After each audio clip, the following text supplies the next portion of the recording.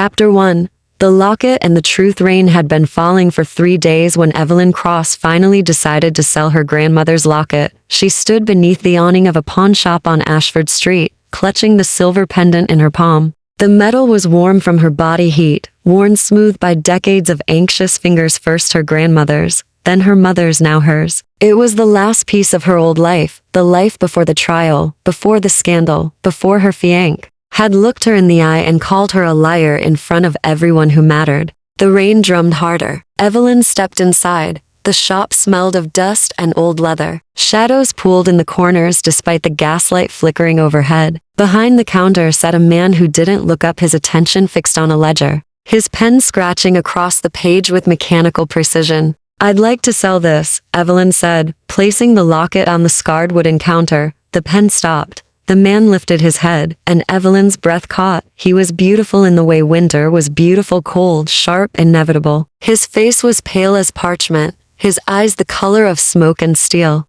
Dark hair fell across his forehead, and when he moved, it was with the stillness of someone who had forgotten how to hurry. He looked at the locket, then at her.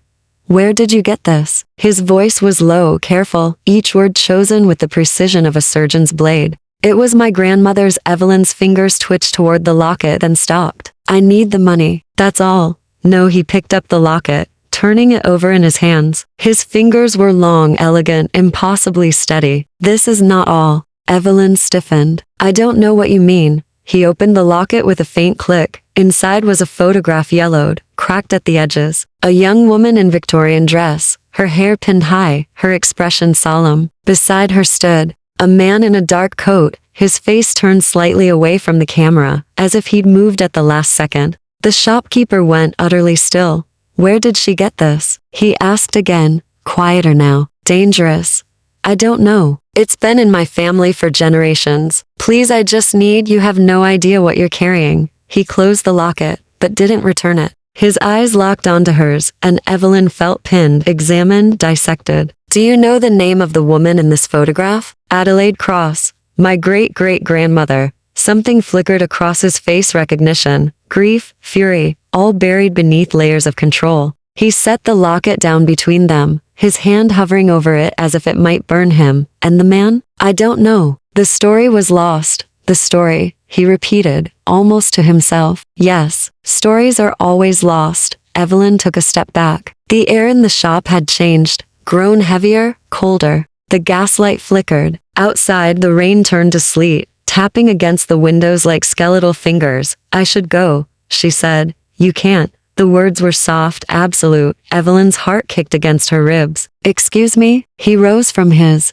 chair, and she realized how tall he was, how he moved with the fluid grace of something that had never been clumsy, never been young. He walked around the counter, stopping 3 feet away, close enough to touch, close enough to run. "Do you know what happens," he said, "when someone stumbles into a story that was supposed to stay buried? I don't care about stories. I care about surviving the next month." Survival. His mouth curved, bitter and bleak. "Yes, that's what it always comes down to, isn't it?" The door behind her rattled. Evelyn spun. Through the rain-streaked glass, she saw them, 3 figures in dark coats, moving with unnatural synchronicity. They stopped outside the shop, heads turning in unison toward the window. Toward her.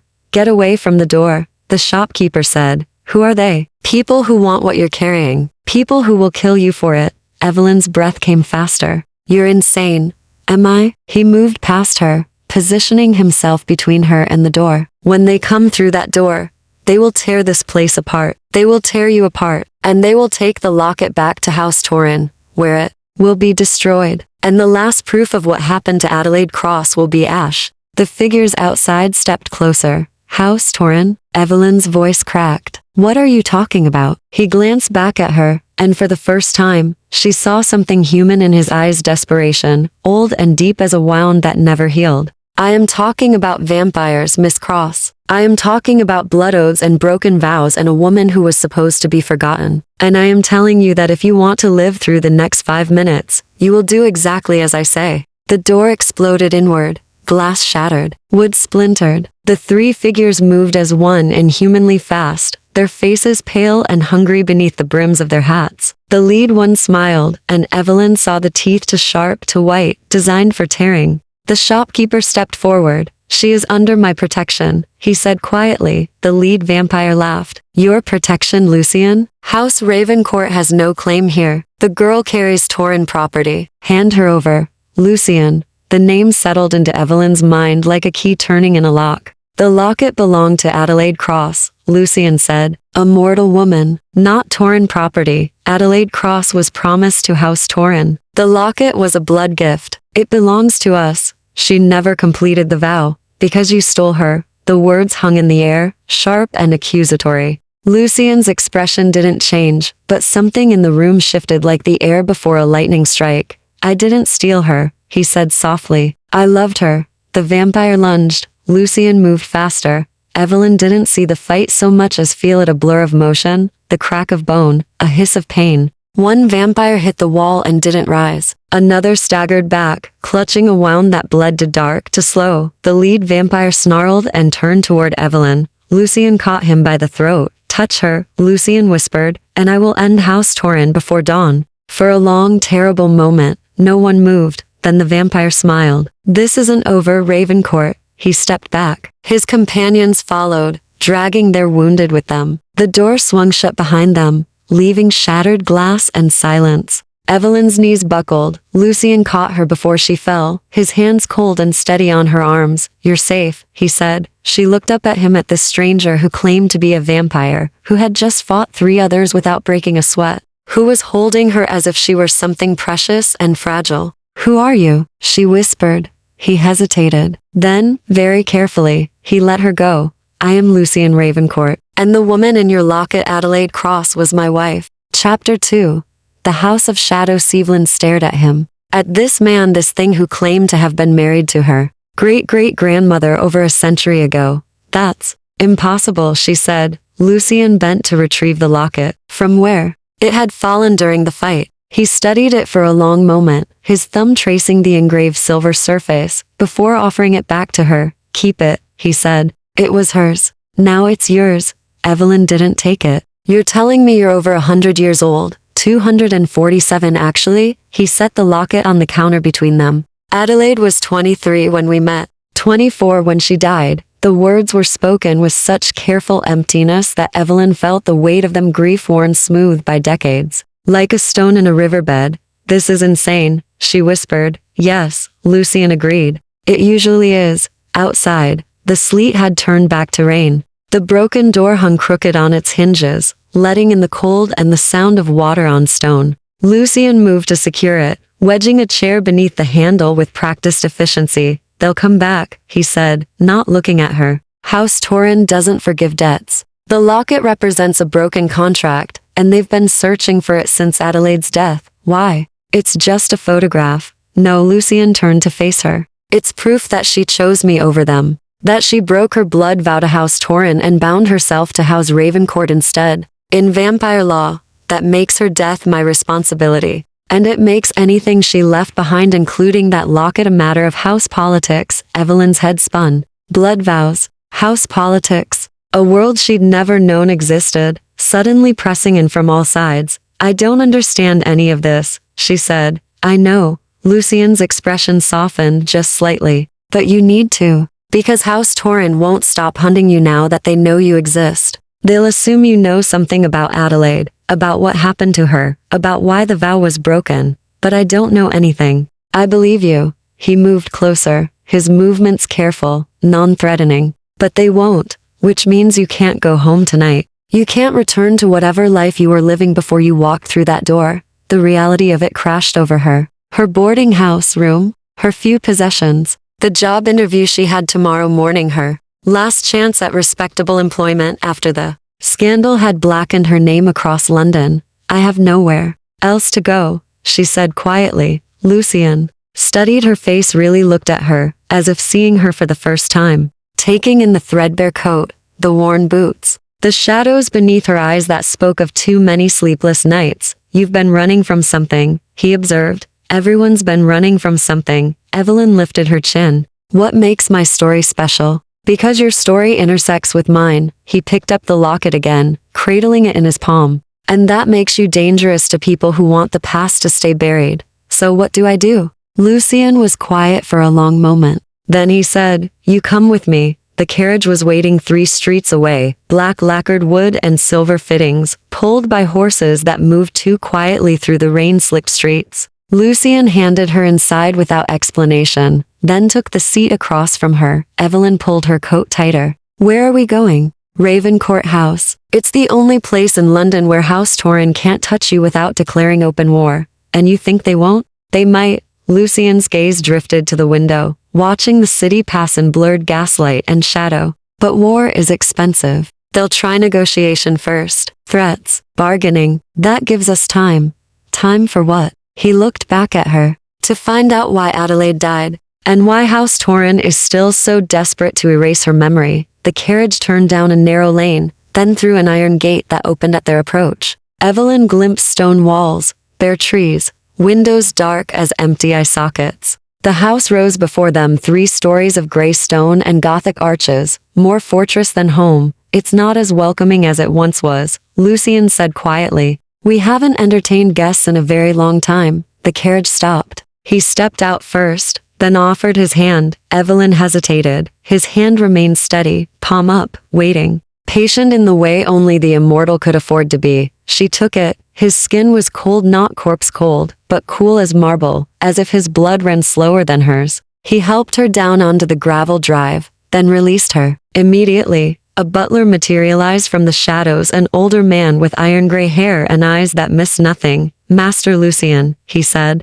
"We weren't expecting company." "This is Miss Evelyn Cross," Lucien said. "She'll be staying with us. Prepare the East Wing guest room. And Marcus, no one enters or leaves the grounds without my knowledge." House Torrin is active. Marcus's expression didn't change, but something sharpened in his gaze. "Understood, sir." He disappeared into the house. Lucien gestured toward the entrance. "Shall we?" The interior of Ravencourt House was all dark wood and crimson velvet, paintings and heavy frames, candelabras throwing pools of golden light across marble floors. It smelled of beeswax and old books and something else, something faintly metallic that made Evelyn's pulse quicken. Lucien led her through a maze of corridors, to a drawing room where a fire burned low in the grate. He moved to stoke it, adding wood with precise, economical movements. "You're afraid of me," he said, without turning around. Evelyn swallowed. "Shouldn't I be?" "Probably." He straightened, brushing ash from his hands.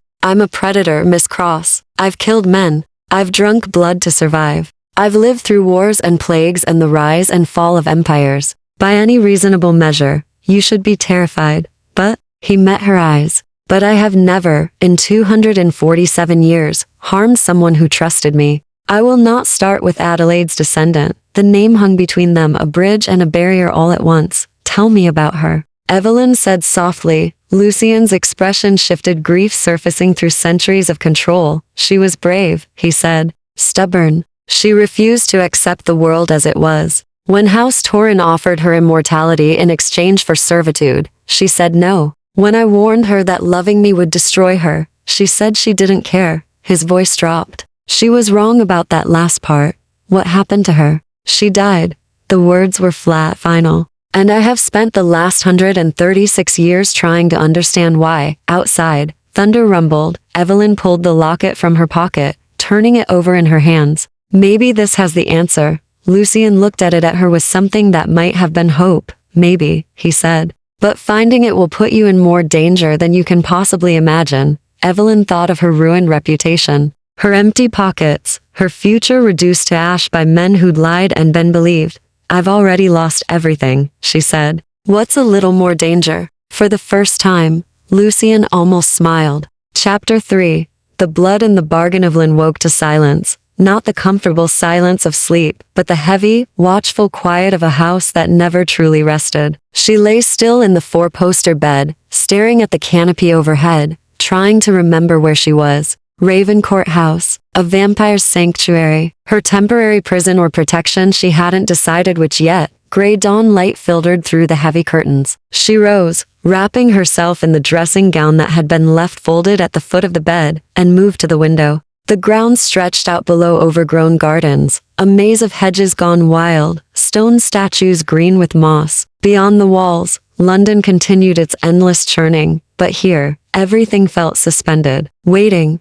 A soft knock at the door made her turn. "Miss Cross?" Marcus's voice, formal and careful. "Breakfast is ready if you're inclined." Evelyn opened the door. The butler stood in the corridor, his expression neutral, his posture perfect. "Does he eat?" she asked. "Lucien, I mean, does he join for breakfast?" "Master Lucien does not require food, miss, but he often keeps company during meals. He's waiting in the dining room now." The dining room was smaller than she'd expected, intimate rather than grand, with a single place setting at one end of a mahogany table. Lucien stood by the window, dressed in dark trousers and a white shirt, his hair still damp, as if he'd recently bathed. He looked more human in daylight. "Almost. You're awake early," he said. "I couldn't sleep." Evelyn took the offered seat. "This house is too quiet. You'll adjust." He moved to pour her tea from a silver pot, the gesture oddly domestic. "Most people find the silence comforting after a while."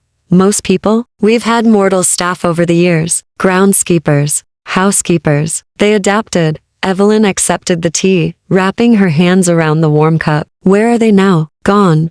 Lucien returned to the window. "After Adelaide died, I withdrew, dismissed the staff, closed most of the house. Marcus stayed because he's been with House Ravencourt for 3 generations, and he's too stubborn to leave." 3 generations? His grandfather served my father. His father served me. Now Marcus does the same. It's the way of the old house's loyalty that spans lifetimes. Evelyn sipped her tea, studying him. In profile, he looked carved from marble, beautiful and remote. But there was tension in his shoulders, a tightness around his eyes that spoke of sleepless nights, even for someone who didn't need sleep. "You didn't rest," she observed. He glanced at her, surprised. "No, I'm not. Because House Torin will respond to last night. I needed to prepare." As if summoned by his words, Marcus appeared in the doorway, his face grave. "Sir, a messenger has arrived. House Torin has sent terms." Lucien's expression went cold. "Show me." Marcus produced a sealed envelope, black wax, stamped with a sigil Evelyn didn't recognize. Lucien broke it open, read in silence, then handed the letter to Evelyn without comment. The handwriting was elegant, archaic. "Lord Ravencourt, the mortal woman carries property of House Torin, a blood gift given in exchange for a vow sworn and broken. Return both the woman and the locket by nightfall, and we will consider the debt satisfied. Refuse, and House Torin will interpret your protection as an act of aggression. The choice is yours. Choose wisely." "Lord Cassius." Tori Nevlin set the letter down, her hands shaking slightly. "They want me to surrender. They want leverage," Lucien corrected. "You're not important to them, the locket is. But they'll use you to force my hand. Then give them the locket. Keep me out of it." No, the word was absolute. Evelyn looked up at him. "Why not? You said yourself it's just a photograph. Why risk a war over because it's not just a photograph?" Lucien moved to the table, bracing his hands against the back of a chair. "That locket contains proof that Adelaide chose freely. That her vow to House Torin was made under duress. If they destroy it, they rewrite history. They make her a traitor instead of a victim. She's been dead for over a century. Does it matter?" "It matters to me." The rawness in his voice silenced her. Lucien straightened, controlling himself with visible effort. "I'm sorry. You didn't ask to be drawn into this." "No," Evelyn agreed, "but I'm here now. So tell me what I need to know." He studied her for a long moment, then nodded slowly. "Vampire. Society is built on houses' bloodlines that span centuries. Each house has territory, alliances, debts. We don't have kings or councils. We have balance, power distributed through oaths and agreements. And blood vows? Blood vows are binding contracts. A mortal offers blood freely, and in exchange, a vampire offers protection, wealth, or immortality. The vow lasts until fulfilled or until death breaks it." He paused. "Adelaide was promised to House Torin by her father, a desperate man who owed gambling debts. She was 17. She didn't want immortality. She wanted freedom. But she met you." "Yes." Lucien's gaze grew distant. "I was investigating House Torin for violations of the Feeding Accord's rules that govern how vampires interact with mortals. Consent must be absolute. No coercion, no exploitation. House Torin was forcing blood vows through financial manipulation, turning mortals into permanent servants. And Adelaide was one of them. She was going to be until I offered her an alternative. He looked at Evelyn. I proposed a different vow, one that would free her from House Torrin and give her protection under Ravencourt law. She accepted. We were married 3 months later. Evelyn's throat tightened. And then she died. 7 years after our marriage. In this house. In her sleep. His voice went flat. No wounds. No illness. No explanation. The Ravencourt physicians found nothing. But House Torrin claims she'd been poisoned, punishment for breaking her original vow. Was she? I don't know. The admission seemed to cost him. I've spent over a century searching for answers. Every lead goes cold. Every witness is dead or silent. The only evidence that remains is that locket. Evelyn pulled it from her pocket, opening it to study the photograph again. Adelaide stared back at her, solemn, young, determined, familiar in a way that went beyond blood. What does House Torrin think it proves? That's what I need to discover. There must be something in this photograph, some detail, some clue that threatens them even now. A thought occurred to Evelyn. May I see it? Under better light? Lucian gestured to the window. She carried the locket into the pale morning sun, tilting it, examining every detail. The photograph, the silver casing, the delicate engraving on the back. And then she saw it. There's writing. She breathed. Inside the cover. It's tiny, I can barely make it out. Lucian was beside her in an instant, inhumanly fast. What does it say? Evelyn squinted, tracing the microscopic script with her fingernail. It's Latin, I think. Sanguis mendacium testamentum. Sanguis mendacium testamentum. Lucian translated, his voice gone quiet. The blood bears false witness. They looked at each other. What does that mean? Evelyn asked. It means, Lucian said slowly, that someone lied about Adelaide's death. And she knew it was coming. Outside, the sun climbed higher, indifferent to the secrets it illuminated. Evelyn closed the locket, her heart hammering. If she knew she was going to die, why didn't she tell you? I don't know. But we're going to find out. Lucian straightened, decision settling over him like armor. Marcus, prepare the carriage. We're going to see someone who might have answers. Sir? Marcus appeared in the doorway. House Torrin's deadline is tonight. Let them wait, Lucian said. Miss Cross and I have a grave to visit. Chapter 4. Secrets in Stoneath Cemetery lay on the outskirts of London, where the city's smoke thinned and grey sky met greyer earth. Headstones leaned at weary angles, their inscriptions softened by decades of rain. Lucian led Evelyn through the iron gates without hesitation, navigating the maze of graves as if he'd walked this path 1,000 times. He probably had. Adelaide is buried here? Evelyn asked, pulling her cloak tighter against the wind. Yes. In the Ravencourt family plot. He gestured toward a corner of the cemetery where newer monuments gave way to older stones. Some so weathered their names had vanished entirely. I visit every year on the anniversary of her death. Alone? Always alone. He glanced at her. Until today, they stopped before a simple marble headstone. Elegant in its restraint, Adelaide Cross, Ravencourt, 1845-1876, beloved wife. Her choice was Fredo. Evelyn traced the inscription with her eyes, feeling the weight of history pressing down. This woman, her ancestor, had died young, loved by an immortal, caught between vampire houses in a conflict she'd never asked for. Just like Evelyn herself. The inscription, she said quietly. Her choice was freedom. You wrote that? I did. Lucian knelt beside the grave, brushing dead leaves from the stone with careful fingers. House Torrin wanted me to bury her in shame, call her a traitor. I refused.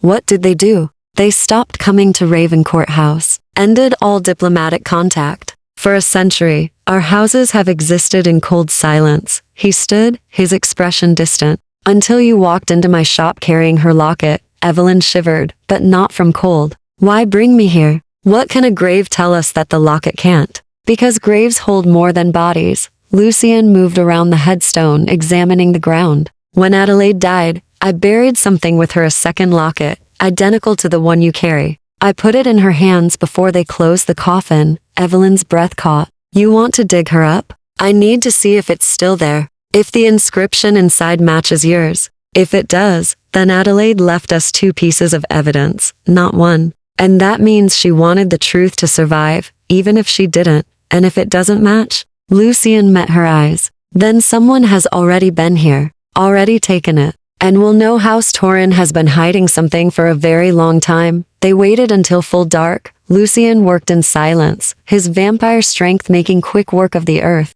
Evelyn stood watch, her nerves stretched tight, expecting at any moment to see House Torrens hunters emerging from the shadows. But the cemetery remained still. The shovel hit wood. Lucien paused, then brushed soil away from the coffin lid with his bare hands. The wood had held up remarkably well, expensive mahogany, sealed against time and decay. "Help me," he said quietly. Together, they pried the lid open. Evelyn had braced herself for horror, for skeletal remains and the stench of death. But Adelaide's body had been preserved with vampire care. She lay peaceful in her burial dress, her hands folded across her chest, her face untouched by decay. She looked asleep. "Oh," Evelyn whispered. Lucien said nothing. He simply stared at his wife's face, and for the first time since Evelyn had met him, his control cracked. Grief washed over his features, raw and infinite and utterly human. "I'm sorry," Evelyn said softly. "We don't have to know." He reached into the coffin with shaking hands.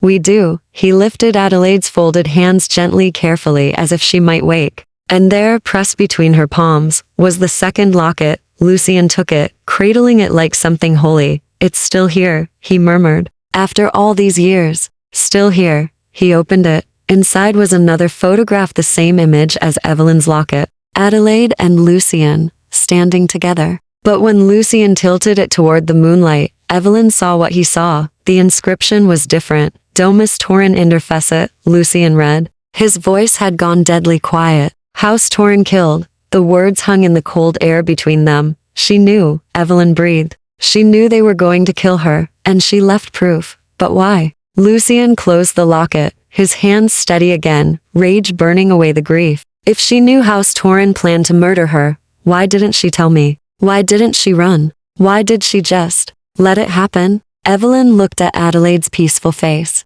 at her hands, now empty, at the burial dress that had been chosen with care. "Maybe she didn't let it happen," Evelyn said slowly. "Maybe she chose it."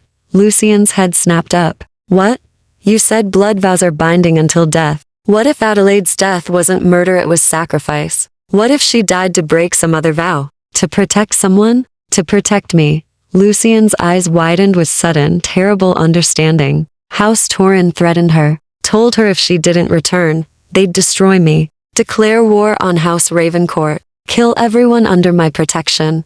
And she believed them? Adelaide believed in protecting people she loved. His voice cracked. Even if it cost her everything. He set the second locket carefully back in Adelaide's hands, then closed the coffin with a gentleness that made Evelyn's throat ache. "We need to rebury her," he said. Before dawn, they worked in silence, returning earth to earth. When the grave was sealed again, Lucien stood for a long moment, his hand resting on the headstone. "I should have protected you," he whispered to the stone. "I should have known." Evelyn touched his arm the first time she'd voluntarily made contact. His skin was cold through his coat, but he didn't pull away. "You couldn't have known," she said. She made sure of that. "Why?" The question was anguished. "Why hide it from me?" "Because she knew you'd try to stop her. Trade yourself for her. She didn't want that." Evelyn squeezed his arm gently. "She wanted you to live, even if it meant she couldn't." Lucien turned to look at her, and in his eyes she saw 2 centuries of loneliness, of questions without answers, of love that had outlasted mortality. "And now House Torren knows we have proof," he said. "They'll come for us. For you. Let them come." Evelyn surprised herself with her own conviction. Adelaide left these lockets for a reason. She wanted the truth known. We owe her that. The truth could destroy both our houses, could start a war that kills hundreds, or it could bring justice for a woman who sacrificed everything. They stood together in the moonlight, the weight of choice settling between them. Finally, Lucien nodded. "Then we fight. But not here, not now. We need allies, information. We need to understand exactly what Adelaide discovered that made House Torren willing to kill for silence. Where do we start?" "With someone I haven't spoken to in 100 years. Lucien's expression hardened. "My brother." Evelyn blinked. "You have a brother?" Have. It's complicated." He turned toward the cemetery gates. "Marcus will know where to find him. But Miss Cross Evelyn, you should know that what we're about to do will make House Torren's threats look like kindness. My brother doesn't forgive, and he definitely doesn't forget. What did you do to him?" Lucien's smile was bitter. I chose Adelaide over House Ravencourt, over family, over everything. He looked back at the grave one last time. And I'd do it again. Chapter 5. The brothers' bargain-the carriage rolled through London's darkest hours, when even the street lamps seemed to dim in deference to the night. Evelyn sat across from Lucien, watching his profile in the shadows. He hadn't spoken since they'd left the cemetery, his silence heavy with memories she couldn't access. "Tell me about your brother," she said finally. Lucien's jaw tightened. "His name is Adrien. He's younger than me by 3 years, or was, before we were turned. Now, we're both frozen at the age we were when our maker found us." "How old were you?" 26. Adrien was 23. He looked out the window. "We were turned together. Same night, same maker. We were supposed to rule House Ravencourt together, share the burden of immortality. For the first century we did. What changed?" "Adelaide." The name came soft, painful. "Adrien believed I was betraying our house by protecting a mortal who'd broken a vow to another vampire family. He said I was letting sentiment cloud my judgment, that I was risking everything our father built for a human who would die regardless." Evelyn felt the sting of those words, even secondhand. He didn't understand. No, he didn't. Lucien's fingers drummed against his knee, a rare show of agitation. "When Adelaide died, Adrien said it was proof he'd been right. That mortals only brought weakness. He wanted me to denounce her publicly, align with House Tauren, restore our standing. You refused. I exiled him instead." Lucien's voice went flat. "Told him to leave Ravencourt House and never return. He's been building his own power base ever since, legitimate businesses, political connections, a network of informants that spans Europe. If anyone knows what House Tauren has been hiding, it's Adrien." The carriage stopped before a building Evelyn recognized, the Royal Opera House. Its columns ghostly in the pre-dawn darkness. "He lives in an opera house?" she asked. "He owns it." Lucien stepped down, offering his hand. Adrien always did have a flair for the dramatic. They entered through a side door, down a corridor lined with costumes and props from forgotten productions. Lucien moved with certainty, leading her backstage, then down a spiral staircase that descended far deeper than any theater should go. The air grew colder. The walls changed from plaster to stone. "These passages are older than the opera house," Lucien explained. "Medieval tunnels, expanded during the plague years. Adrien found them when he purchased the building. Now they're his sanctuary." They emerged into a vast underground chamber, lit by hundreds of candles. Velvet furniture clustered in intimate groupings. Paintings originals, Evelyn realized with shock, lined the stone walls. Mozart drifted from somewhere unseen, played on a piano with exquisite precision, and sitting at that piano was a man who looked eerily like Lucien, the same sharp features, the same dark hair. But where Lucien carried himself with rigid control, this man moved with fluid grace. Where Lucien's eyes were winter gray, his brother's were blue as ice. Adrien's hands stilled on the keys. "Well," he said, not turning around. "After 136 years, my brother finally comes crawling back." "I'm not crawling," Lucien said evenly. "I'm asking." Adrien rose from the piano bench, turning to face them. His gaze swept over Evelyn with clinical interest. "And you brought a pet mortal. How nostalgic." Evelyn felt Lucien stiffen beside her. "Her name is Evelyn Cross," Lucien said. "She's Adelaide's descendant. And she's under my protection." "Of course she is." Adrien moved closer, circling them like a predator assessing prey. "Let me guess, House Tauren is hunting her. You've decided to play hero again, and now you need information you can't get anywhere else. Does that about cover it?" "Yes."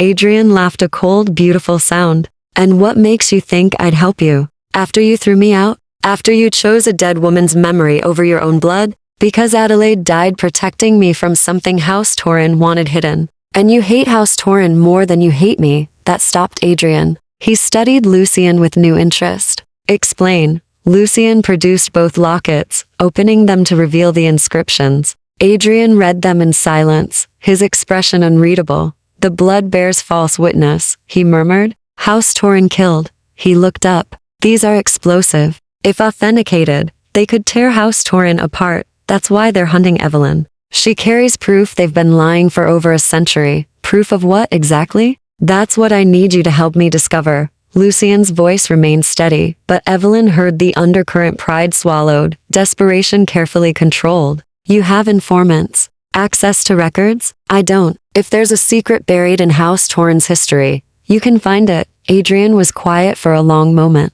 Then he turned to Evelyn. Tell me, Miss Cross, do you know what you're asking for? If we expose House Torren, the scandal will ripple through every vampire house in Europe. Alliances will fracture. Old grievances will resurface. People mortal and immortal will die. Evelyn met his ice-blue gaze without flinching. My ancestor died to hide this truth. I think she'd want it known, no matter the cost. Brave words. Do you mean them? Yes. Adrian smiled, sharp and dangerous. Good. I despise cowards. He moved to a desk in the corner, pulling out a leather-bound ledger. House Torren's public history is impeccable. Old bloodline, honorable reputation, careful adherence to the feeding accords. But 3 months before your Adelaide died, something changed. Changed how? Lucian asked. Lord Cassius Torren, the current head, took control under unusual circumstances. His father, Lord Marcus Torren, died suddenly. No witnesses. No explanation.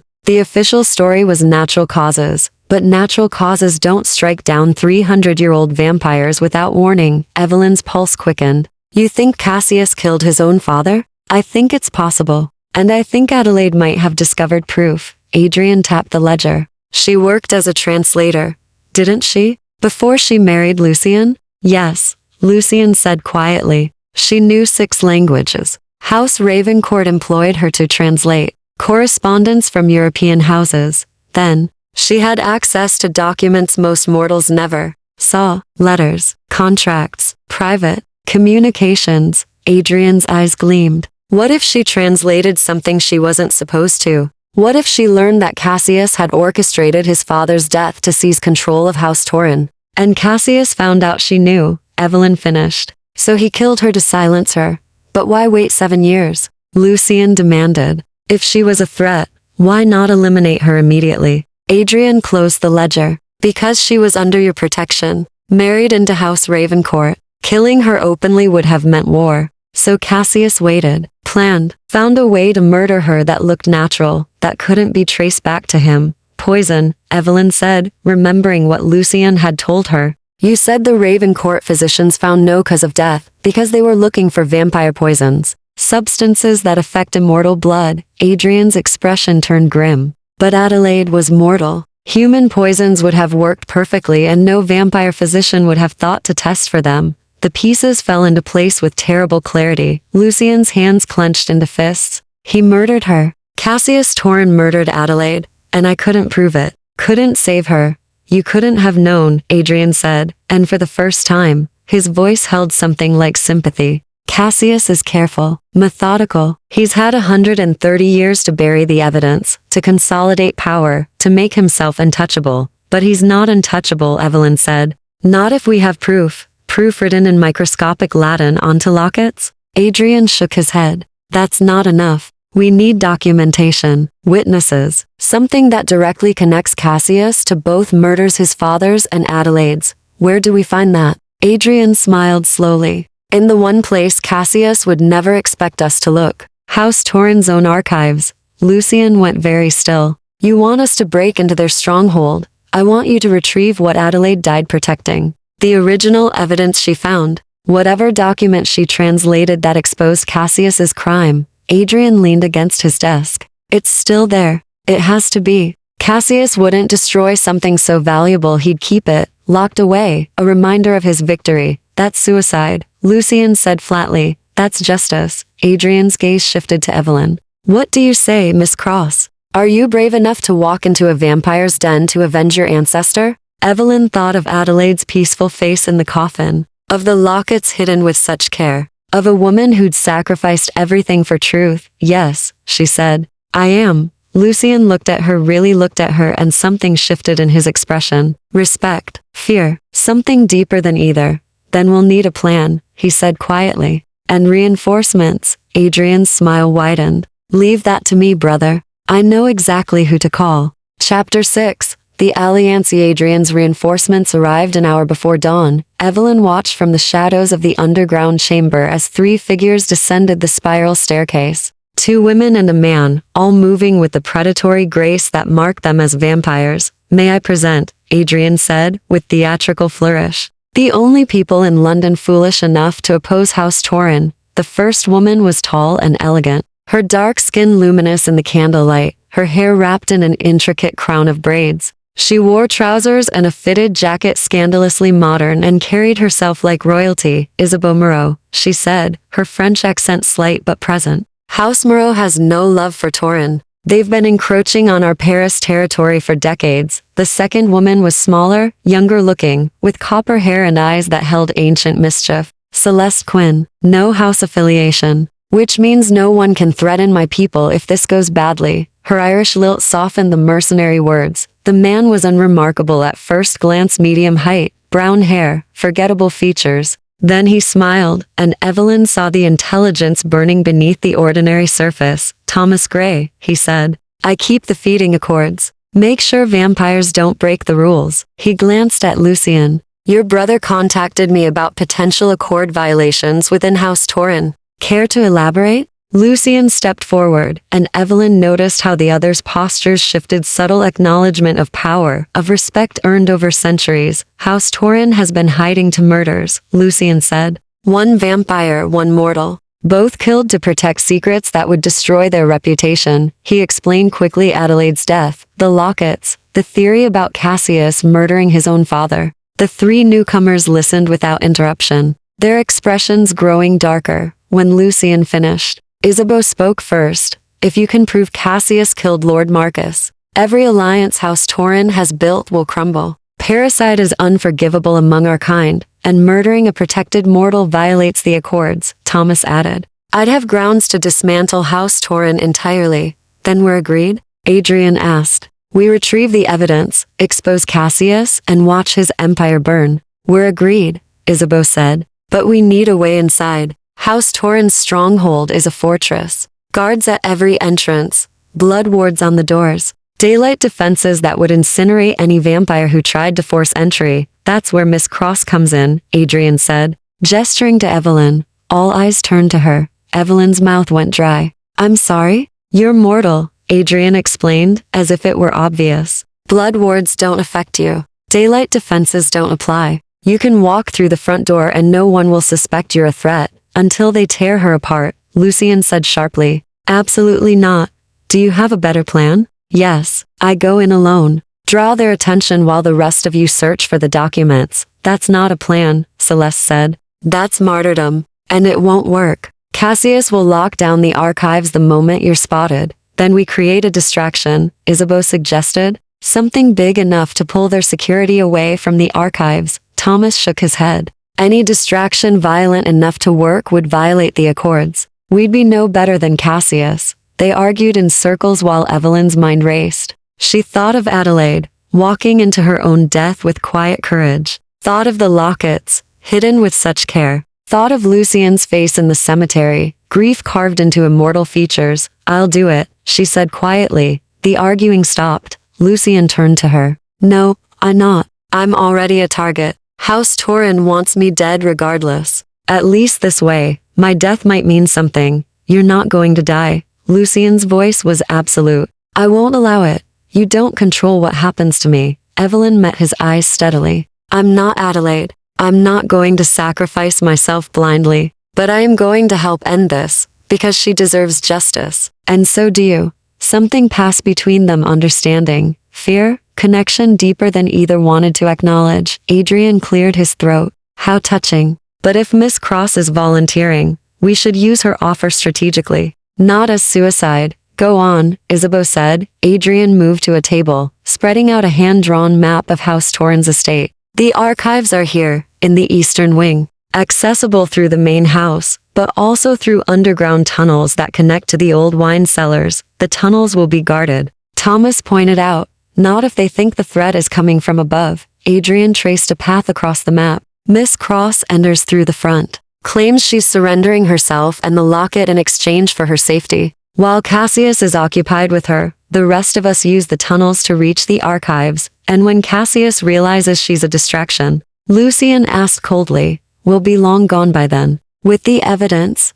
And if we're not? If something goes wrong? Adrian met his brother's gaze. Then Miss Cross will need to survive long enough for us to reach her. which is why you'll be the one in the tunnels closest to her position, ready to extract her the moment things go badly. Evelyn's heart hammered. How will I know when to run? You'll know, Celeste said with grim certainty. Vampires aren't subtle when they're angry. Isabeau studied the map. This could work, but we need timing. Miss Cross approaches at sunset, when Cassius's guard is lowest. We enter the tunnels simultaneously. 30 minutes to search, extract, and evacuate. 30 minutes? Evelyn's voice cracked slightly. I have to keep a vampire lord occupied for 30 minutes? You kept Lucien occupied for 2 days, Adrian said. Cassius is less charming, but the principle is the same. Ask questions. Demand answers. Make him monologue about his cleverness. Villains love that.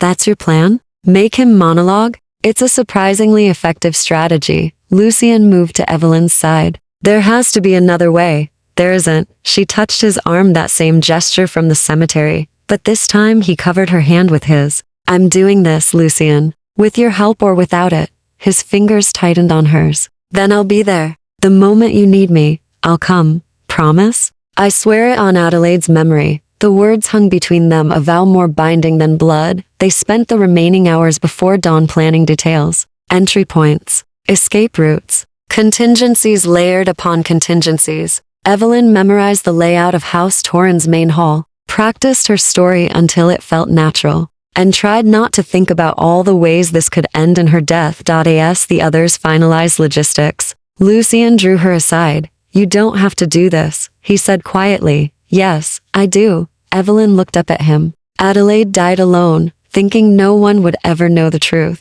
I won't let her sacrifice be meaningless. She would have liked you. Lucien's expression softened. You have her stubbornness, her courage, and her terrible taste in vampire protectors? He almost smiled. That too. Evelyn wanted to say something profound, something that captured the strange connection growing between them. Instead, she asked, what happens after? If we survive this? Lucien was quiet for a long moment. I don't know. I haven't thought past survival in over a century. Maybe it's time to start. He looked at her, really looked at her, and Evelyn saw the loneliness there, the endless years stretching behind and ahead. Saw the man beneath the vampire, still grieving, still hoping, still achingly human, despite his immortality. Maybe, he agreed softly, from across the chamber. Adrian called out, sunset is in 14 hours. Everyone should rest. We'll need our strength. The others dispersed to various corners of the underground sanctuary.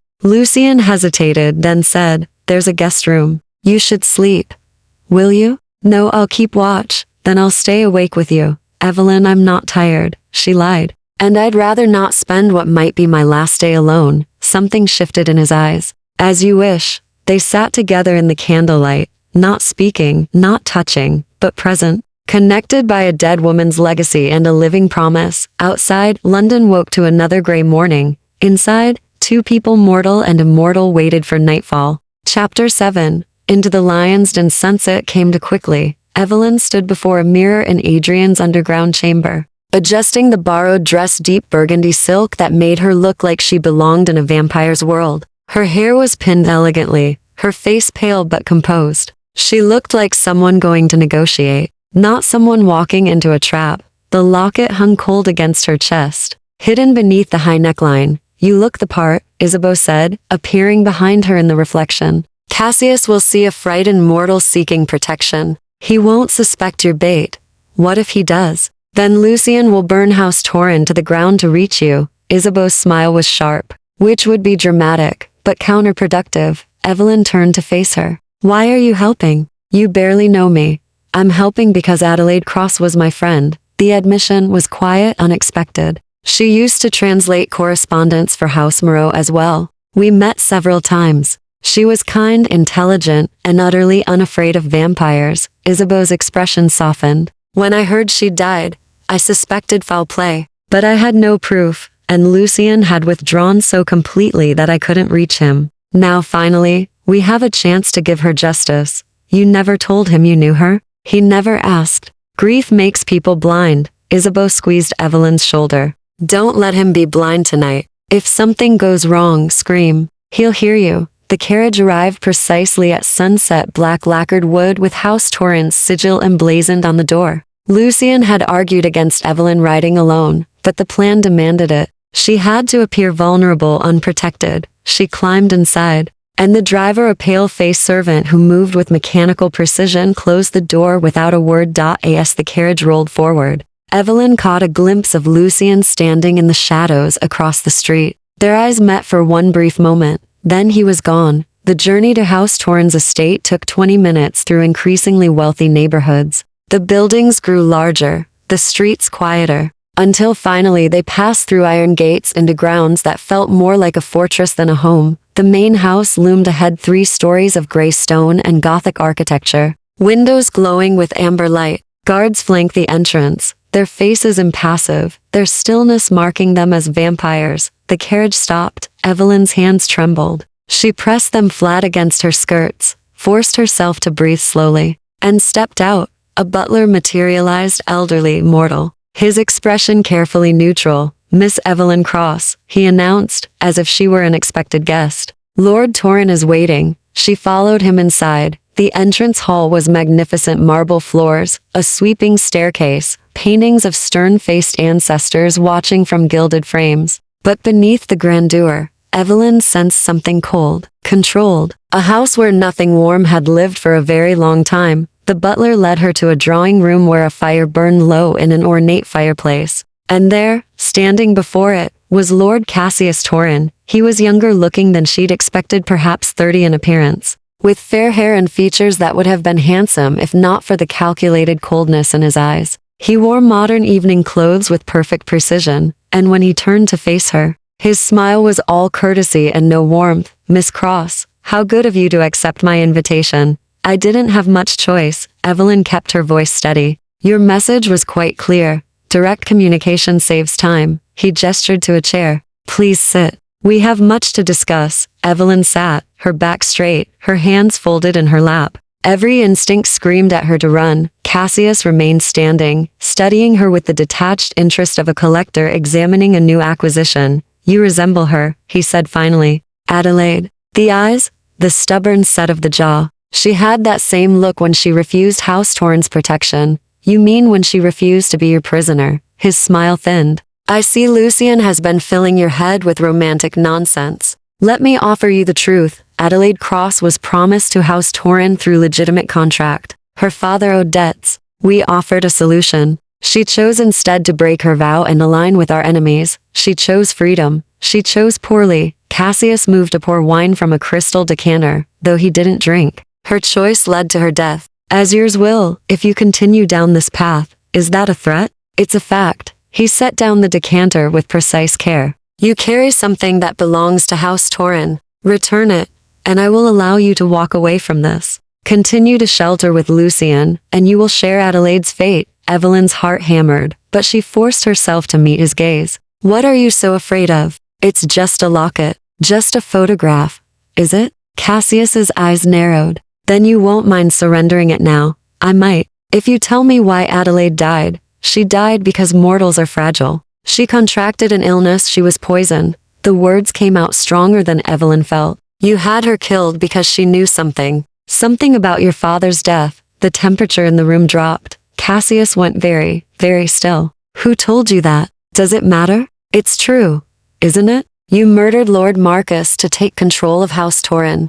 Adelaide discovered proof. "So you killed her too." "Careful, Miss Cross." His voice was silk over steel. "Accusations of parricide are serious. Without evidence, they're simply slander. I have evidence." It was a bluff. The lockets alone weren't enough. But Evelyn saw the flicker of uncertainty cross Cassius's face. "Show me," he demanded. "Not here. Not now." Evelyn stood, forcing confidence into her posture. "I'll trade you the evidence for my safety. A blood vow that House Torren will never touch me or anyone under Lucian's protection." Cassius laughed, cold and sharp as breaking glass. "You think you can negotiate with me? A mortal girl with delusions of cleverness? I think I'm the only person standing between you and complete ruin." Evelyn's voice didn't shake. "Adelaide hid the truth. I know where. Give me your vow, and I'll tell you. Or I could simply take it from you." He moved faster than human eyes could follow. One moment he was across the room. The next his hand was around her throat, lifting her off the ground with inhuman strength. Evelyn gasped. clawing at his fingers.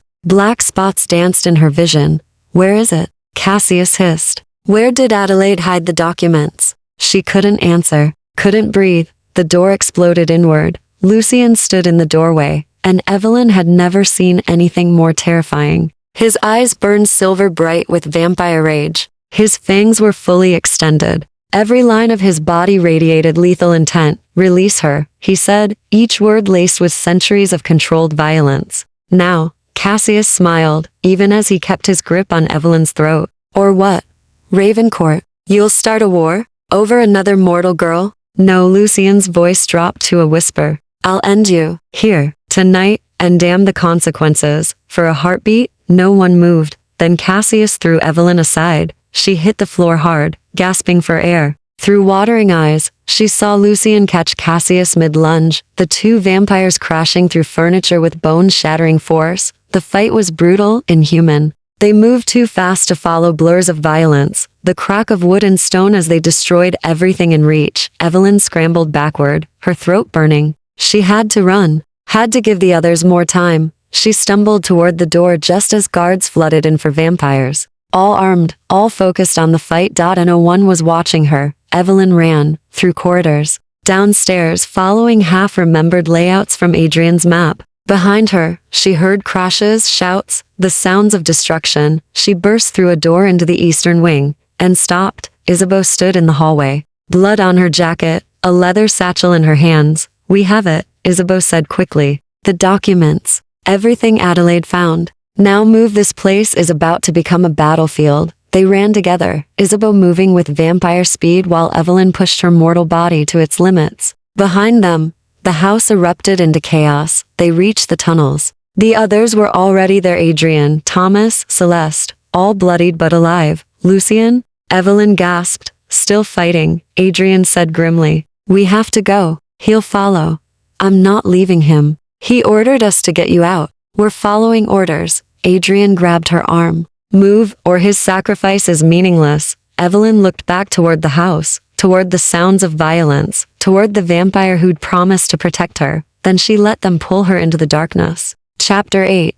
The weight of truth. They emerged from the tunnels 3 miles from House Torrens' estate, surfacing in an abandoned warehouse near the Thames. Evelyn collapsed against a wall, her lungs burning, her throat bruised where Cassius had gripped it. Isabeau knelt beside her. Let me see. Evelyn tilted her head back, wincing as gentle fingers probed the injury. Bruising, but no permanent damage, Isabeau said. You'll heal. Lucian isn't here yet. Adrian paced the length of the warehouse, his composure finally cracking. He should have been right behind us. Thomas stood guard at the entrance, watching the darkness. Celeste sat cross-legged on the floor, cleaning blood from her knives with methodical precision. He's alive, Celeste said, without looking up. If Cassius had killed him, we'd feel it. The bond between brothers doesn't break quietly. That's not comforting, Evelyn whispered. It wasn't meant to be. Celeste finally looked at her. You did well tonight. Kept Cassius occupied long enough for us to work. Adelaide would be proud. Evelyn wanted to feel proud. Instead, she felt hollow, terrified. She'd left Lucian fighting for his life, and every second that passed without his return made her chest tighten with dread. Adrian stopped pacing. Show me what we retrieved. Isabeau opened the leather satchel, carefully extracting aged documents wrapped in oilcloth. She spread them on a crate, and even in the dim light, Evelyn could see the elegant script, the wax seals, the weight of history. Letters, Isabeau said, her voice reverent. Between Lord Marcus Torrin and the Night Court, he was reporting his son for accord violations and unauthorized turnings. Coerced blood vows, exploitation of mortals. Thomas leaned closer, his expression darkening as he read. Marcus was building a case to have Cassius stripped of his house rights, permanently exiled from vampire society, and Cassius discovered it, Adrian finished. So he killed his father before the evidence could be presented. There's more. Isabeau pulled out another document, this one in different handwriting, smaller, precise. Adelaide's notes. She translated Marcus's letters from French and German into English. She knew exactly what they contained. Evelyn's hands shook as she touched the pages. Her ancestors' handwriting, the careful annotations, the dates. She finished the translation 3 weeks before her death. She whispered, and Cassius found out, Isabeau said grimly. He couldn't let her live with that knowledge. Couldn't risk her telling anyone what Marcus had discovered. So he poisoned her. Evelyn's voice broke. Made it look natural. Blamed it on mortal fragility. Yes, Adrian's expression was colder than she'd ever seen it. And he's been running House Torin on lies and murder ever since. A sound from the entrance made them all turn. Lucien stumbled through the door. He was covered in blood, his shirt torn. His face pale even by vampire standards, deep wounds visible across his chest and arms. But he was alive. Lucien. Evelyn ran to him before she could think better of it. He caught her shoulders, steadying himself against her weight. You're safe. Good. That's he swayed. He's losing too much blood, Isabeau said sharply. He needs to feed. Now. I'll manage. Lucien gritted out. You won't. Adrian moved to his brother's other side, supporting him. You fought Cassius and 6 of his guards. You're barely standing. Stop being stubborn and feed. Not from her. The words were absolute. Even in his weakened state, Evelyn looked between the brothers. I don't understand. Vampire feeding creates bonds, Isabeau explained quietly. Emotional connections. Lucien is trying to protect you from that. I don't need protecting. I need him alive. Evelyn met Lucien's eyes. Please, Evelyn, you don't know what you're offering. I know you're dying. I know Adelaide died because Cassius wanted to silence the truth. I won't let you die protecting me from a choice I'm making freely. She held out her wrist. Please. For a long moment, Lucien just stared at her. Then, very carefully, he took her hand. Not here, he said quietly. Somewhere private. Adrian gestured to a corner office, its windows long broken, dust thick on abandoned furniture. Lucien led Evelyn inside, closing the door behind them. They stood in the shadows alone. You're certain? Lucien asked. Yes, it will hurt. Not terribly, but I trust you. The words seemed to undo something in him. He closed his eyes briefly, then guided her to sit on an old desk. He knelt before her, bringing them eye to eye. Tell me if it's too much, he said. I'll stop. I will. He turned her wrist gently, exposing the pale skin where her pulse beat visibly. His thumb traced the vein with reverent care. Then he bit down. Evelyn gasped. The pain was sharp, bright, then faded almost immediately into something stranger. Warmth spread from the wound up her arm, into her chest. She felt his hunger, his relief, his guilt, all tangled together. And beneath it all, she felt his grief. For Adelaide, for himself, for all the years of loneliness he'd endured. Lucien, she whispered. He pulled back immediately, his eyes wide with concern. Too much no, she cupped his face with her free hand, feeling the coldness of his skin warming slightly with her blood. Not too much. Just, I'm here. You're not alone anymore. Something in his expression cracked. He pressed his forehead to hers, his breath unnecessary, but coming in ragged gasps anyway. I can't lose you too, he said, so quietly she almost didn't hear. I can't survive another century of grief. Then don't grieve. Fight. Evelyn's thumb brushed his cheekbone. We have the evidence. We can destroy Cassius. Give Adelaide the justice she deserves. And after? When this is over. After. We figure out what comes next. Together. He pulled back enough to look at her. Really? Look at her. And for the first time since they'd met, Evelyn saw hope in those winter gray eyes. Together, he repeated. Testing the word. If you want, I want. He lifted her wrist again. But this time he pressed a kiss to the wound already healing, vampire saliva sealing the punctures. More than I've wanted anything in over a century. They emerged from the office to find the others examining the documents with grim determination. Thomas looked up. We have enough here to convene the night court. Cassius will face trial for parricide and murder of a protected mortal. He'll fight it, Adrian said. Claim the documents are forgeries. Use his political connections to delay proceedings. Then we don't give him time to delay. Isabeau's smile was sharp. We call the court tonight. Present the evidence before he can mount a defense. That's unprecedented. Thomas protested. So is a vampire lord murdering his own father. Isabeau's voice hardened. Marcus Torin was my mentor. He taught me how to navigate vampire politics with honor.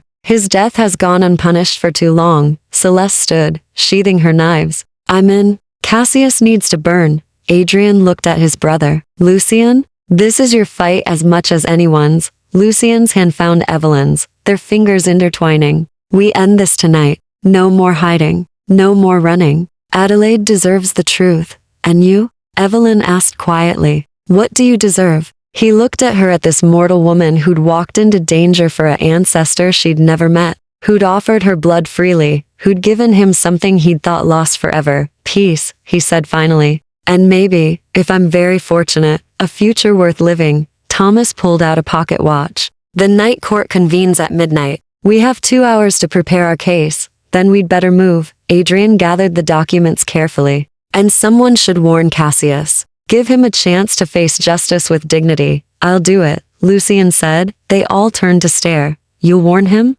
Adrian asked incredulously. I'll give him one chance to surrender. To face judgment willingly. Lucian's expression was carved from ice. And when he refuses, as he will, I'll drag him to the court myself. Evelyn squeezed his hand. Not alone. We do this together, remember? He looked down at her, and despite everything, the danger, the blood, the impossible odds, he smiled. Together, he agreed. Chapter 9. The night court convened in a place that existed between worlds. Evelyn had expected a grand hall, a throne room, something befitting vampire royalty. Instead, they descended into catacombs beneath St. Paul's Cathedral, ancient stone passages that predated the church above, where the dead had rested long before Christianity claimed the land. The court moves, Lucian explained, as they walked. Different location each century. Always somewhere old. Somewhere steeped in history and blood. Torches burned in iron sconces, casting dancing shadows across carved walls. The air smelled of earth and stone and something older power, perhaps, accumulated over millennia. They weren't alone. Other vampires filled the passages, all moving toward the same destination. Evelyn recognized the weight of their presence, predators gathering, ancient and terrible. She pressed closer to Lucian. His hand tightened on hers. Stay beside me. Don't speak unless directly addressed. The court has rules older than nations. They emerged into a vast underground chamber, the ceiling arched high above, lost in shadow. Stone benches formed concentric circles around a central dais, where 3 figures sat, 2 women and a man, all radiating authority that made even the oldest vampires bow their heads. The triumvirate, Lucian whispered. They've governed vampire law for 800 years. The center figure rose, a woman with skin dark as midnight and eyes that held the weight of centuries. Her voice, when she spoke, filled the chamber without effort.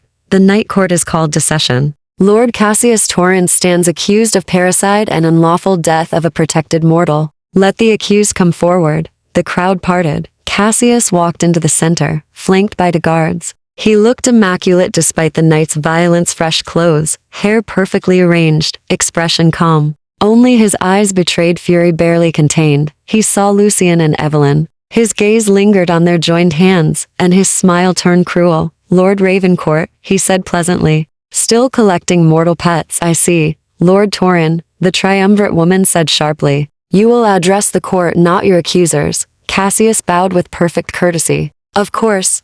Magistrate Adiemi. I apologize. Magistrate Adiemi resumed her seat. The charges are severe. Who brings this accusation? Thomas Gray stepped forward. I do. As keeper of the feeding accords, I have evidence of systematic violations. Lord Torrin has used coercion, manipulation, and murder to maintain power illegally obtained through parricide. A murmur rippled through the assembled vampires. The second triumvirate member spoke, the other woman, pale and severe. Evidence must be presented. The court will not act on accusations alone. We have documentation. Isabeau moved forward, carrying the leather satchel. Letters written by Lord Marcus Torrin to this very court, detailing his son's crimes. Translations completed by Adelaide Cross, a protected mortal under House Ravencourt's authority, and testimony regarding her murder. She spread the documents on the dais. The triumvirate examined them in silence. Magistrate Adiemi read with particular care, her expression growing colder with each page. These letters are authentic, she said finally. Lord Marcus's seal, his handwriting, dated 18 months before his death. She looked at Cassius. You were under investigation. Your father was building a case to have you stripped of house status. My father was old, Cassius said smoothly. Paranoid. He saw conspiracy where there was only ambition. So you killed him. I did not. My father died of natural causes. The court's own physicians confirmed it at the time. Vampire physicians looking for vampire poisons, Thomas interjected. Not mortal toxins. Lord Marcus was 300 years old, strong, healthy, showing no signs of decline. Then he died suddenly, and Cassius assumed control within hours. Suspiciously efficient succession, the third triumvirate member finally spoke. The man, with silver hair and eyes like glacial ice. Even if Lord Marcus was murdered, you have no proof connecting his son to the act. We have motive, Adrian said, stepping forward. We have opportunity. We have the victim's own testimony that his son was dangerous, and we have Adelaide Cross's death, Evelyn said. Every eye turned to her. Lucian tensed beside her, but she'd already spoken. There was no retreating now. Magistrate Adiemi studied her with interest. You are mortal. This court does not hear mortal testimony. Then hear it as evidence. Evelyn pulled both lockets from her bodice, holding them up. Adelaide Cross was my ancestor. She translated Lord Marcus's letters. 3 weeks after completing the work, she died poisoned, though no one tested for mortal toxins. Before her death, she hid these lockets with inscriptions. One says the blood bears false witness. The other, house torn killed. She opened them, showing the triumvirate the tiny Latin script. Adelaide knew she was going to die. Evelyn continued, her voice steady despite her racing heart. She left proof because she understood that without it, Lord Torrent would erase her murder the same way he'd erased his father's. She sacrificed herself to preserve the truth. Silence fell across the chamber. Cassius laughed. Lockets hidden by a dead mortal? This is your evidence? She could have written anything. Mental instability. Paranoid delusions. It proves nothing. It proves you were threatened by her knowledge, Lucian said, his voice cutting through the chamber. Threatened enough to violate the feeding accords. To murder a woman under my protection. To dishonor every law this court holds sacred. You speak of honor? Cassius turned on him. You, who abandoned your own house for a mortal girl. Who let your brother be exiled because you couldn't control your sentiment. You have no standing to lecture anyone about honor. Ravencourt, this court will maintain decorum, Magistrate Adiemi said sharply. Lord Torrin, you stand accused of parricide. How do you plead? Not guilty. And the death of Adelaide Cross. Natural causes. A mortal weakness. I had nothing to do with it. Then you won't object to a blood reading, the silver-haired triumvirate member said. Cassius went very still. I beg your pardon? Blood reading. Ancient magic rarely used, but perfectly legal under court law. We take your blood, speak the incantation, and the truth reveals itself in the pattern. The man's smile was cold. If you're innocent, you have nothing to fear. I refuse. It's a violation of my person. It's a right of this court when evidence is contested. Magistrate Adiemi stood. You may refuse, but refusal will be interpreted as guilt. We will strip your house status regardless. Cassius's composure finally cracked. You can't do this. I have alliances, political connections. Half the houses in Europe owe me debts built on lies and murder, Isabeau said coldly. We've been investigating your dealings for months. Every coerced vow, every manipulated contract. It ends tonight. You think you can destroy me? Cassius's voice rose. I am House Torrin. I have survived for over a century by being smarter, faster, more ruthless than anyone who challenged me. Then prove it, Lucian said quietly. Take the blood reading. Show the court your innocence. Cassius looked at him, at Evelyn, at the assembled vampires watching with predatory interest. Trapped, cornered, and like any cornered predator, he attacked. He moved with inhuman speed, lunging for the triumvirate days. Guards intercepted him, but he fought with desperate violence. Blood sprayed, bones cracked. The chamber erupted into chaos. Lucian shoved Evelyn behind him. Stay back. She stumbled against the stone benches as vampires surged forward. Cassius broke free of his guards, his eyes wild, fangs extended. He grabbed a torch from the wall and hurled it. Fire caught on tapestries. Smoke filled the chamber. Evacuate the mortal. Someone shouted. Adrian appeared at Evelyn's side. This way now. But Cassius was faster. He materialized before them, blocking the exit. If I fall, I'm taking you with me. His hand shot out, gripping Evelyn's arm with crushing force. Lucian crashed into him. They went down in a tangle of violence. Evelyn scrambled away, her arm screaming in pain. She watched in horror as Lucian and Cassius tore at each other. No elegance now, just raw savagery. Then Isabeau was there, and Thomas, and a dozen other vampires. They pulled Cassius off Lucian, pinned him to the stone floor. Despite his struggles, Magistrate Adiemi stood over him, her expression carved from ice. Lord Cassius Torrin, she said, By your actions tonight you have confessed to guilt. The court finds you guilty of parricide and murder. You are stripped of house status. Your bloodline is dissolved. Your existence is forfeit. No wait, sentence is immediate. Thomas drew a silver blade. Cassius screamed. Evelyn looked away. When silence fell, she opened her eyes. Cassius Torrin was ash. Chapter 10. A new dawn. 3 months later, spring came to London. Evelyn stood in the gardens of Ravencourt House, watching new growth push through earth that had lain fallow for over a century. The hedges had been trimmed, the statues cleaned, the paths cleared. Sunlight, something Lucian would never see, warmed her face. She heard footsteps on the gravel and turned. Marcus approached, carrying a silver tray with tea. Miss Cross, I thought you might appreciate refreshment. Thank you, Marcus, she accepted the cup, noting how the butler's formality had softened over the weeks. Has Lucian risen yet? He has. He's in the library reviewing correspondence. Marcus hesitated. He seems lighter, if I may say so, more like the man he was before Adelaide's death. Evelyn smiled. He's healing, finally. Thanks to you. She shook her head. Thanks to the truth. All I did was help him find it. Marcus bowed slightly and retreated, leaving her alone with her tea and the spring garden.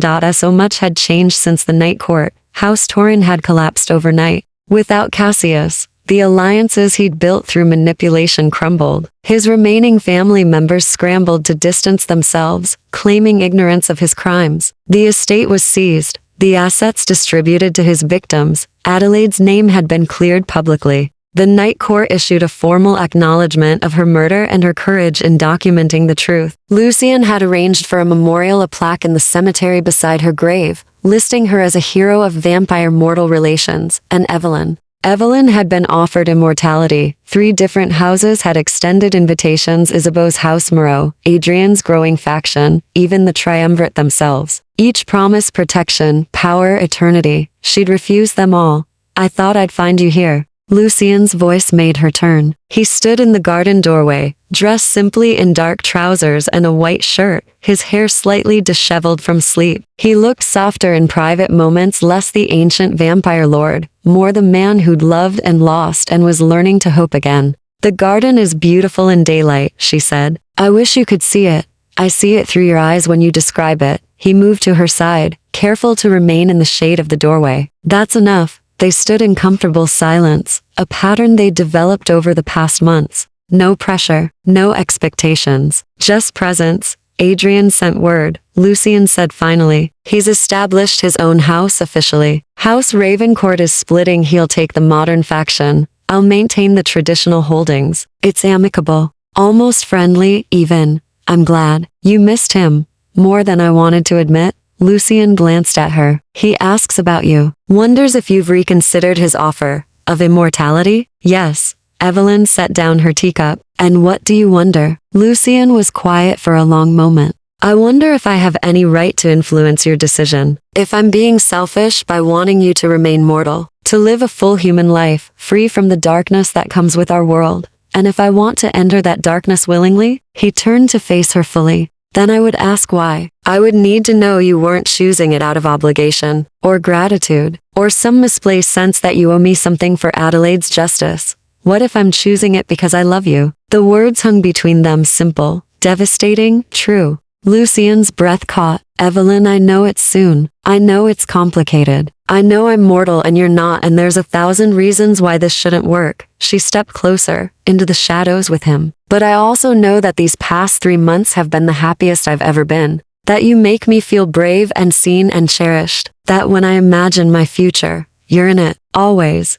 You don't know what you're asking. I'm not asking for immortality. Not yet. Maybe not ever. She took his hands, feeling the familiar coolness of his skin. I'm asking for partnership. For whatever time we have, mortal or otherwise. I'm asking if you want that too. Lucian looked at their joined hands, then at her face. I spent over a century believing I could never love again. That Adelaide's death had broken something fundamental in me. Then you walked into my shop, carrying her locket, and everything I thought I knew became uncertain. Is that good or bad? It's terrifying. His smile was soft, vulnerable, and wonderful. And yes, I want partnership. I want every moment you're willing to give me, whether that's 50 years or 500. Then you have them. Evelyn rose on her toes, pulling him down until their foreheads touched. All of them. For as long as we both choose this, and when you're ready to choose immortality, if you ever are, I'll be there. I'll turn you myself, or find someone you trust more. Whatever you need, what I need, Evelyn whispered, is this. You, us, everything else, we'll figure out as we go. He kissed her then, gentle and certain, a promise without words. And Evelyn felt the weight of the past 3 months, the danger and grief and terror, transform into something new. Something that felt remarkably like hope. When they parted, Lucien smiled. There's something I want to show you. If you're willing, always. He led her to the library, where a portrait had been hung above the fireplace. Adelaide, painted from the Locket photograph, but larger, more vibrant. She looked alive, her eyes bright, her expression determined. I commissioned it, Lucien said quietly. I wanted her here, watching over this house, reminding me that love is worth the risk, even when it ends in grief. Evelyn studied the portrait, her ancestor, the woman who'd started everything. She'd be proud of you, of us. I hope so. He wrapped an arm around her waist, pulling her close. I spent so long mourning what I lost that I forgot to look for what I might find. Thank you for reminding me. Thank you for fighting for the truth. For her, for me. They stood together before Adelaide's portrait as afternoon light filtered through the library windows. Outside, London continued its eternal churn, mortals and immortals, living and dead, all tangled in the endless dance of time. But here, in this moment, 2 people found peace, a vampire who'd learned to hope again, a mortal who'd discovered her own strength, and between them, the memory of a woman who'd sacrificed everything for truth. What happens now? Evelyn asked. Lucien considered. Now we live, we build, we honor Adelaide by refusing to let fear control our choices. He looked down at her, his gray eyes warm. Now we write our own story. I like that. Evelyn leaned into him, feeling safe and seen, and entirely herself. Where should it begin? Right here, Lucien said, pressing a kiss to her temple. With a girl who wore a silver locket, and a vampire who discovered the truth he'd been searching for. And what truth was that? That love doesn't end with death. It transforms, continues, finds new forms. His arms tightened around her. That I'm not defined by what I've lost, but by what I choose to protect. And what do you choose? You, this, us. He turned her to face him, his expression open in a way she'd never seen before. For however long we have, in whatever form it takes, I choose you, Evelyn Cross. She smiled, rising to kiss him again. Then we're both very fortunate. Outside, spring continued its slow transformation of the gardens. Inside, 2 souls, mortal and immortal, began writing a future neither had dared imagine. And in the cemetery across London, Adelaide Cross rested peacefully at last, her truth told, her death avenged, her love eternal.